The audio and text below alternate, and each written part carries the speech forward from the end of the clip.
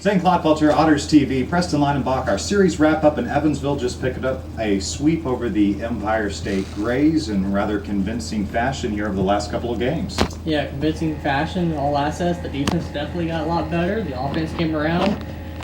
In the series finale, it was nice to see Steven Sinsley have a nice 3-hit night. And the pitching was outstanding as well. And against a new team with new players, not much to discount on. It was a good performance. Yeah, and Tim Holdgrafer had a great performance on opening night. To open the season, ended up getting a no decision, but it was great to see him go 7 innings, striking out 13 batters, which Matthew Will told me was a new professional career high for him. Yeah, it's a new career high, and that's no surprise where now he's probably going to be selling into his groove that we saw last year, and kind of surprised us a little bit as how efficient he was a year ago. And I expect more of the same going forward.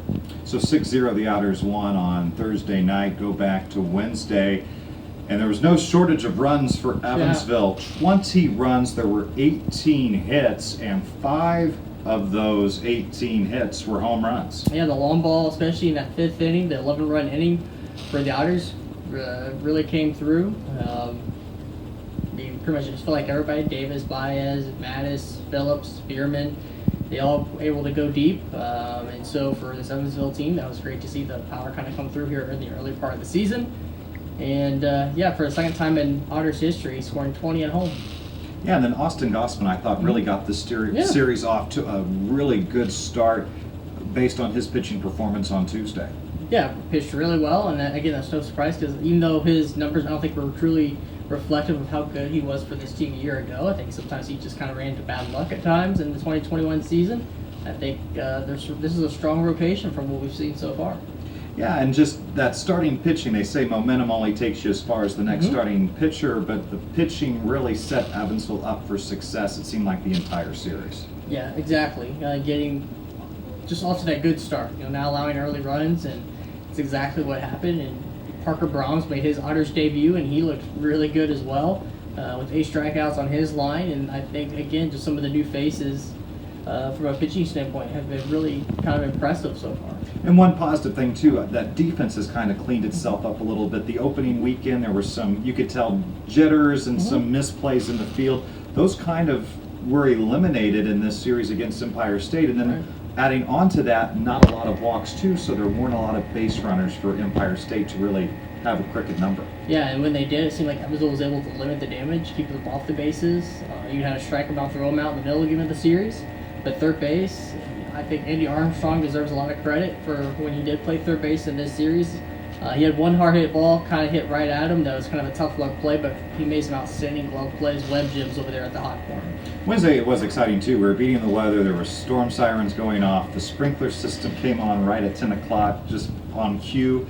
A lot of weird, quirky things in this series transpired.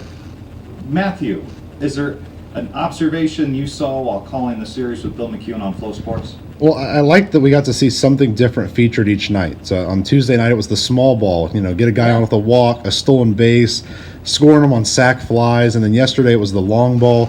Today you see the pitching really carry it. I like to see that every piece of the game right now is starting to come together. Good, and that's a sign of this team finally. I mean, it's hard in the spring training portion of the Frontier League because you're not playing every single day like you are in the regular year. The schedule's somewhat staggered. Some of the games are in the morning, some at night. And you only get 2 weeks. And you only get 2 weeks. So it's going to take some time, and it's good to see that the Otters, after 6 games, 4-2, and now 3 more games to close out this 9-game, 10-day opening homestand.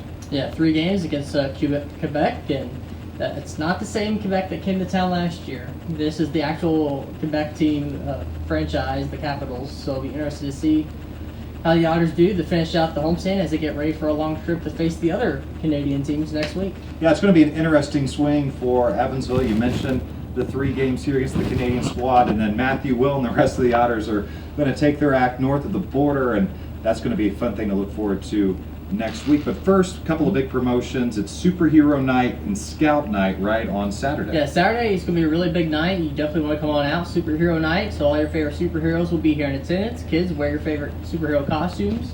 As always, it's always a fun time to see the characters come to life here at Bosse Field. You also have Scout Night. Some of our local scouts with the Buffalo Trace Council will be camping out overnight.